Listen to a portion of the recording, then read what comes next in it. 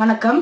இன்னைக்கு நம்ம பிரான் கிளீன் பண்றது எப்படின்றது பார்க்கலாம். நம்ம பாருங்க, நம்ம கடையில பிரான் முழுசா வாங்கிட்டு வந்து நம்ம வீட்லயே கிளீன் பண்ணிக்கலாம். இல்லைன்னா நம்ம பிரான் கிளீன் பண்ணி கடையிலயும் கொடுப்பாங்க. அது எப்படின்றது நம்ம வீட்டுல பாத்துக்கலாம். இப்ப நம்ம முழுசா வாங்கிட்டு வந்த பிரானை எப்படி கிளீன் பண்றதுன்றத காட்டுறேன் உங்களுக்கு.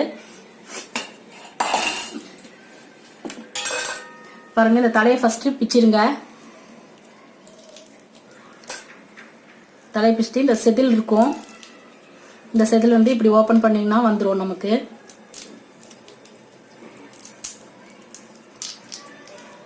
பாருங்க, ஓபன் பண்ணா வந்துடும்.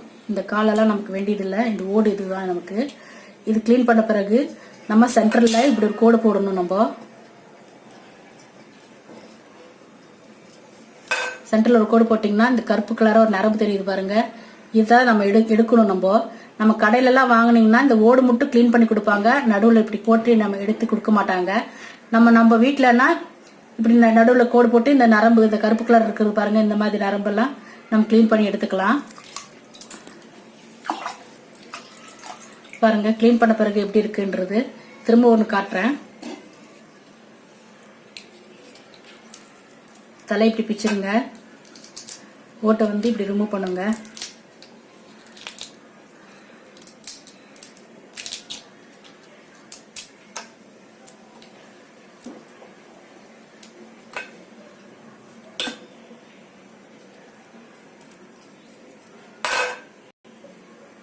பாருங்க, இந்த நரம்பு தெரியுது நமக்கு.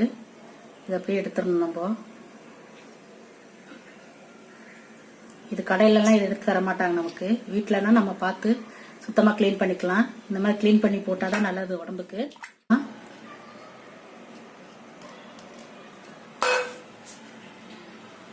கோடு போட்டீங்கன்னா இந்த பாருங்க, இந்த கருப்பு கலரா ஒரு நரம்பு மாதிரி வரும் நமக்கு. அதை நம்ம மெதுவாக எடுத்துடணும். ஏன்னா நம்ம கடையிலலாம் வாங்கும்போது இந்த மாதிரி எடுத்து தர மாட்டாங்க நமக்கு. வெறும் ஓடு மட்டும் தான் கிளீன் பண்ணி தருவாங்க. அதை நம்ம இப்போ எடுத்து